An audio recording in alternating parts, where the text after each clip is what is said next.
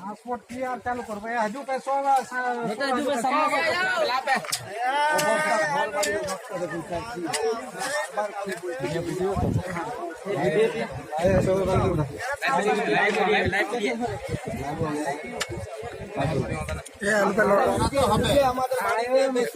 ওখানে বসে আওয়াজের সময় আপনি দেখবেন যে আমার লোকটা বাস্তব কি বলছে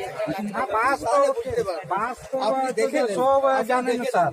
মানুষ একটা মানে চিন্তা ভাবনা হয়ে গেছে দেখুন সেটা বলতে পারছেন না যে আদি এইখানে তো এসটি এসসি ওবিসির বাসস্থান এরা বিশেষ কিছু করবে না একটুকু আসবে বাস এদিকে একটুকু বুঝাবো যে কাল থেকে শুরু করবো এইদিকে শুরু করবো বা এমনি করে চালিয়ে যাব মাইনাসটা 2-3 বছর এমনি করে চালিয়ে বাস আর একদম সব গোটায় করে আমরা চলে যাব ওইটাই হচ্ছে টেন্ডেন্সি এখন যা মানে পরিস্থিতি